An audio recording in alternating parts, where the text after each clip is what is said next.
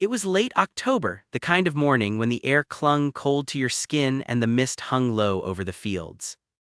The sun was no more than a pale suggestion behind the clouds, and the wind carried the smell of wet leaves and wood smoke.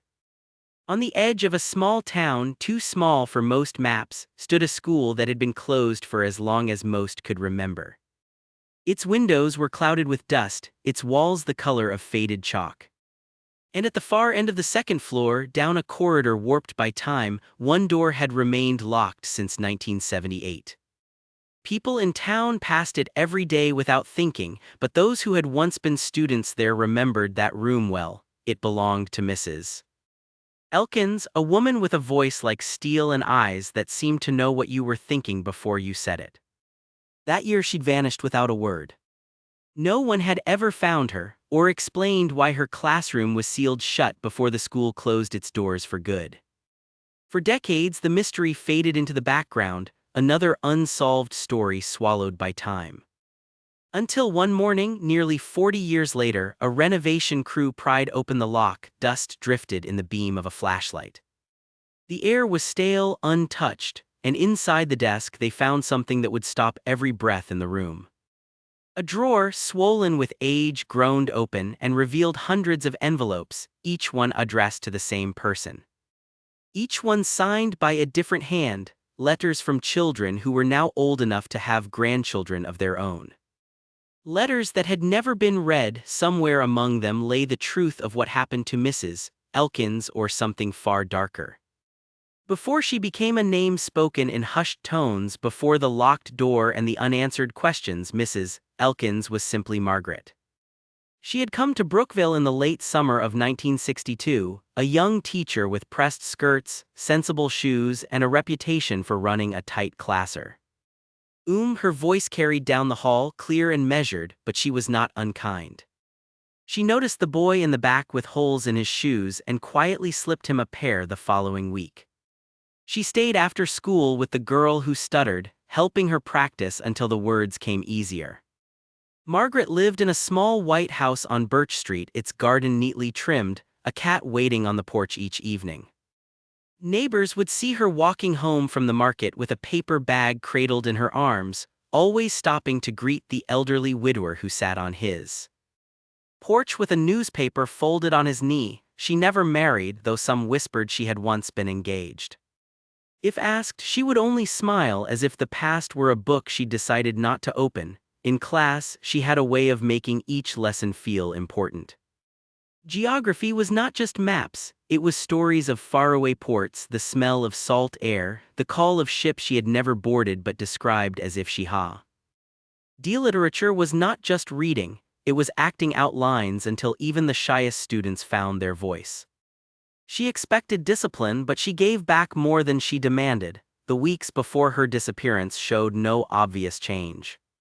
She still collected homework in the same worn leather satchel, still tapped the blackboard twice before starting a lesson. But there were moments, small ones, that stood out to those who thought about them years later. The way she sometimes stared out the window longer than the pause in her lesson required. The folded piece of paper she kept slipping into her desk drawer, tucking it beneath her hand as if it might fly away. No one thought much of it at the time. She was still Mrs. Elkins, steady, composed, dependable.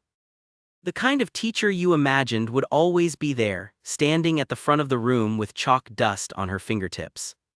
And maybe that's why it felt so impossible when one day she simply was. Looking back, the signs had been there, small, almost invisible at the time, but impossible to ignore in hindsight. Jacob Harper, who sat in the second row near the windows, remembered how Mrs. Elkins began locking her desk between classes. She had never done that before. If a student forgot their pencil or wanted to put away a book, she would hurry over, her hand covering the keyhole as if guarding something. One afternoon, Laura Benton swore she overheard her talking in the empty classroom, not to another teacher, not to a student, just talking.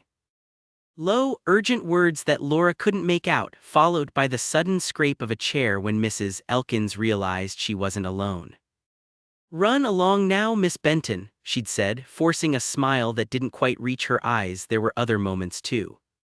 A stack of envelopes on her desk one morning, gone by lunch. Her lesson plans growing shorter, her mind wandering in the middle of reading assignments. Sometimes she would pause mid-sentence and glance toward the door, as if listening for footsteps in the hallway. The strangest of all was something Ruth Miller's mother mentioned. She worked evenings at the post office and claimed she saw Mrs. Elkins there 3 nights in a row late, near closing, mailing packages wrapped in plain brown paper. They had no return address. When Ruth's mother asked about them, Mrs. Elkins had simply said, "It's personal." To the children, she was still their teacher. Firm but fair, a constant presence in their little world, but among the staff, whispers began. Someone claimed she'd been meeting a man by the edge of the woods behind the school. Another swore they saw her speaking with a stranger in a green sedan parked near the playground. No one ever confronted her. Maybe they thought it was none of their business, maybe they were afraid of what she might say. Whatever it was that stirred beneath her calm surface, it was building, like a storm still far out to sea but moving closer with each passing day. It was a Thursday, October 12th, 1978. The rain had been steady since dawn, thin silver threads falling through a low sky. The kind of day when the playground stayed empty and the hallways smelled faintly of damp wool and wet paper. The morning had been ordinary. Margaret Elkins taught her history class, collected essays, reminded the children about the upcoming spelling test. There was nothing in her voice to suggest it would be the last time they'd hear it. Just before noon, the lunch bell rang. The students filed out into the corridor, their shoes squeaking on the polished floor. A few lingered, asking about assignments or chattering to one another as they pulled on coats. Margaret told them she needed a few minutes alone to finish some grading. That wasn't unusual. She often stayed behind for a quiet moment before heading to the staff room. Jacob Harper, walking back past the classroom to return a forgotten library book, swore he heard a sharp knock 3 times on the back door that led outside to the small courtyard. He thought nothing of it at the time. By the time the lunch period ended and the children returned, the door to room 2B was locked. The blinds were drawn. At first they thought she might be sick. The principal, Mr. Hayes, tried the knob, then checked the staff room, the nurse's office, even the restrooms. Nothing. When the janitor arrived with his key, they discovered something strange. The lock had been changed. No one knew when or by whom. Her handbag was still under the desk, her coat hung neatly on the rack, a half-finished cup of tea sat cooling beside a stack of papers, but Mrs. Elkins was gone. By the time the school day ended, the police had arrived. Officers searched the building, the grounds, even the wooded area behind the playground. Rain turned the earth to mud, erasing footprints before they could be followed. No one saw her leave, no one saw her taken. That day became a permanent scar in the memory of Brookville. One moment she was there, chalk in hand, the next, she had vanished into the kind of silence that feels heavy, deliberate, and final. The first hours were frantic. Officers from the Brookville Police Department moved from room to room, calling her name, their voices echoing off the tiled walls. The rain outside made the search harder. Every patch of dirt was soft, every footprint melting into the earth before it could be measured. Neighbors along Birch Street stepped out onto their porches, holding umbrellas, scanning the road as if she might simply appear, walking home in the drizzle. Parents began arriving early to collect their children, confusion turning to worry when they learned what had happened. Margaret Elkins was not the kind of person who wandered off. She had no history of illness, no signs of distress. To vanish in the middle of the day with her belongings still in the room was unthinkable. By nightfall, the school grounds were ringed with flashlights. Volunteers, parents, shopkeepers, even teenagers joined officers in combing the nearby woods. They searched the creek bed, the old mill road, and the overgrown trail that wound behind the football field. Nothing. No discarded shoes, no torn fabric, no sign that she had passed through. The police chief, Harold Kemp, told reporters the following morning that all possibilities were being considered. They spoke with her neighbors, her fellow teachers, and anyone who might have seen her after lunch that day. Several claimed they noticed a green sedan parked near the west gate earlier in the week, but no one could describe the driver clearly. Rumors began almost immediately. Some said she had been meeting someone in secret. Others believed she had uncovered something she shouldn't have, something worth leaving town over, but those who knew her best pushed back. Margaret wasn't the type to disappear without telling a soul. In the days that followed, the search widened. Helicopters swept low over the surrounding fields. Officers checked bus stations and train depots within 50 miles. Every lead seemed to end the same way, in silence. The longer she was gone, the heavier the absence felt, settling over the town like a weight no one knew how to lift. And in the locked classroom, her teacup sat untouched, the faint ring it left on the desk slowly drying to nothing. By the second week, the momentum began to fade. The rain had stopped, but the air carried the sharp edge of approaching winter. Search parties grew smaller each day as people returned to their jobs, their routines.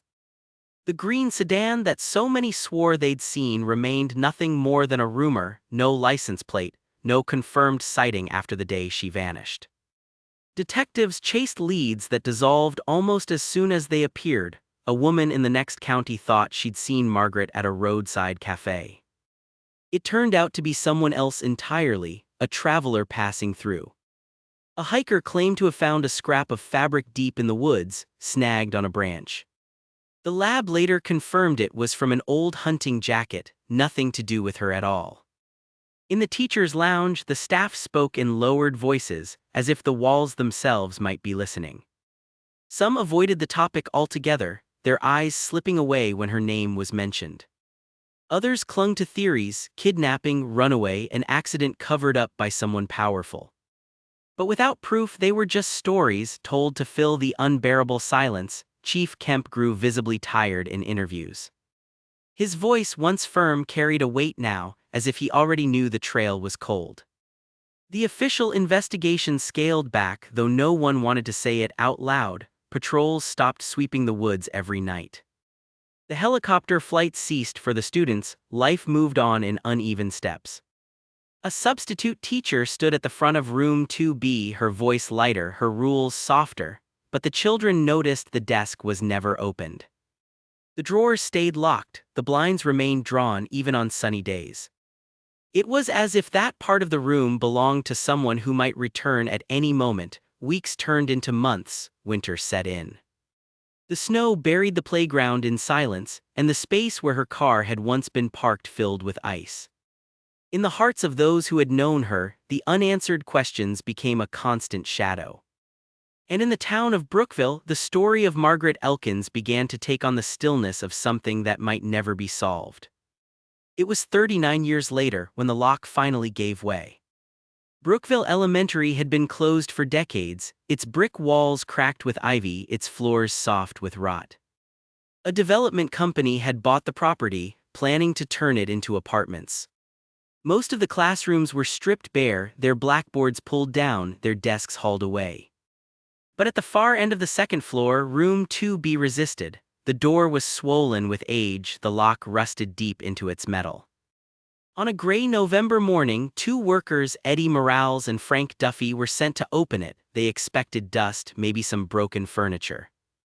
Eddie forced the door with his shoulder until the frame splintered. The smell hit them first: stale air, paper gone yellow with time, a faint sweetness like dried flowers. Everything was exactly as it had been left. The chalkboard still bore faint words, half erased, a date scrawled in the corner: October 12, 1978. A coat hung on the rack by the window, covered in a thin layer of dust. On the desk sat a porcelain teacup, cracked along its rim. Frank moved toward the window, but Eddie's attention was drawn to the desk. The drawers were shut tight, as if swollen from years of damp air. He tugged at the top one, it wouldn't move. The second gave way with a sharp groan. Inside, bundled and stacked in uneven piles, were envelopes, dozens. Then hundreds. They were all addressed in different handwriting, some careful and neat, others messy, letters slanting in every direction. Each was marked with the same name: Mrs. Elkins. The postmarks were absent. These had never seen the inside of a mailbox. Most were sealed. A few near the top were smudged with fingerprints, the ink faded but still legible. Eddie called for the foreman, who in turn contacted the local historical society. Within hours, word spread through Brookville that Room 2B had given up its first secret in nearly 40 years. And somewhere in that tower of letters hidden in plain sight lay a detail that would make the town question everything they thought they knew about. Margaret Elkin's last day. The winter wind rattled against the windows that night, carrying with it a faint whistle that seemed to slip through the cracks in the old wooden frame. EI was sitting in the living room, the soft glow of a single lamp casting long shadows on the walls. The house was too quiet in a way that made you notice every small sound, the ticking of the clock, the creak of the floorboards settling. My own breathing, I had been avoiding that envelope for days. It had arrived without a return address, the paper slightly yellowed, the edges frayed as though it had been handled far too many times. My first instinct had been to hide it in the drawer by the telephone, out of sight. But I couldn't keep from glancing at it every time I walked past, as if it were quietly daring me to open it. When I finally slid a finger under the seal, the paper inside unfolded with a dry whisper. The handwriting was neat, deliberate, the kind you might see in old postcards from another century. "If you're reading this," it began, "then the truth has found its way back to you." I felt a chill not from the cold but from the weight of those words. It spoke of a night long before I was born, a gathering in the town hall. A decision made in secrecy, meant to protect someone but at the cost of another's life. The letter didn't name names at first, only hints, descriptions of voices, of small gestures, of a scar on the back of someone's left hand. My eyes scanned faster, my pulse quickening until I saw it, my grandfather's name written without hesitation. I leaned back in the chair, the letter trembling in my hands. My mind tried to reject it, to push it away, but the more I read, the more the pieces clicked into place. Stories I'd been told as a child, half-truths, conveniently vague explanations, suddenly had sharper edges. Outside, a branch scraped against the siding, startling me. I turned toward the sound, half expecting to see someone standing there in the dark. But there was nothing, only the wind, restless as ever. I read the last line again, my throat tightening. "The choice made that night will not rest until someone speaks it aloud." The letter slid from my lap onto the carpet. In the silence that followed, I realized that the house no longer felt like it belonged to me. The walls seemed to lean in closer, listening. And somewhere in the depths of that quiet I felt it, that truth, waiting for me to decide whether I would keep it buried or let it change everything. A week had passed since the letter arrived, yet the weight of it still clung to me like damp air before a storm. I had read it countless times, tracing the faded ink with my fingertips, almost expecting it to smudge into nothing. But the words remained, stubbornly clear, as if they had been waiting for decades for someone, anyone, to finally see them. That afternoon, the sky was pale and restless. I sat on the back porch with a cup of tea, watching the maple leaves shift in the wind. Across the street, Mrs. Carter was hanging laundry, her hands moving with the same quiet rhythm they had for as long as I could remember. Life in our small town had a way of holding on to its patterns, but inside me something had begun to shift. It was the line near the end of the letter that kept echoing in my mind. "If you're reading this, I hope you'll understand why I never came back." The words weren't an apology, they weren't even an explanation, they were a request, and I didn't know if I could grant it. I found myself walking to the old railway tracks later that day, the ones no train had touched in 30 years. The gravel crunched beneath my shoes, the air smelled faintly of rust and rain. I stopped where the tracks curved out of sight, the same place we used to dare each other to stand as kids, pretending we could hear the whistle of so. Mething long gone, now it was just me and the sound of the wind. I thought about how easy it is to lose someone without ever saying goodbye, not because they vanish in an instant, but because they slip away quietly. Step by step until one day they're too far to reach. That was the kind of loss this letter carried, not a sudden wound but a slow fading. As I turned to leave, I realized I wasn't ready to put the letter away, not yet. maybe it wasn't just about understanding why they never came back. Maybe it was about deciding what I would do now that I finally knew they were never coming home. The years that followed were quieter, though the echoes of that night never truly left me. I moved to a smaller house on the edge of town, a place where the mornings were slow and the evenings stretched like soft fabric. Sometimes I would walk past the park, the one where we used to sit for hours, and catch myself searching the benches for a familiar silhouette. It was foolish, I knew, but memory has a way of convincing you that certain ghosts still belong to the present. One autumn afternoon, I found an old envelope tucked inside a cookbook I hadn't opened in years. The paper had yellowed and the handwriting, sharp, leaning forward, was instantly recognizable. My fingers hesitated as though the ink itself might carry the weight of everything unsaid. Inside was a single sheet folded neatly. It wasn't an apology, not really. It was more of a confession, though the words were so careful that they seemed to circle the truth rather than touch it directly. He wrote about the way the world felt heavier as we grew older, how some choices seemed inevitable only in hindsight. And then, almost as an afterthought, he wrote, "I hope you found the kind of peace I never could." I sat at the kitchen table for a long while, the letter spread open in front of me. The kettle boiled and clicked off, the sound oddly loud in the quiet room. I didn't cry, though my chest felt tight enough that it might have been easier if I had. Instead, I placed the letter back into its envelope and slid it into the drawer where I kept my spare keys and loose batteries. Not hidden but not in plain sight either, that night, as rain tapped against the windows, I realized something. We spend so much of our lives waiting for the right moment to say what matters, imagining that one day the timing will align. But sometimes, the only moment we get is the one that's already passed. And so we carry these fragments, unfinished sentences, unasked questions like small stones in our pockets. They weigh almost nothing, yet somehow they change the way we walk. Some mysteries leave behind more questions than answers. This case is one of them. Decades later, the details have faded, but the unease remains, like a shadow that refuses to lift. Somewhere out there, the truth may still exist, hidden in an old attic box, a forgotten letter, or the memory of someone who has yet to speak. If you know something, anything, even the smallest detail could be the missing piece. Share your thoughts in the comments, and let's see if together we can bring clarity to what time has tried to bury. And if stories like this compel you to keep searching for the truth, make sure to subscribe so you won't miss the next mystery waiting to be uncovered.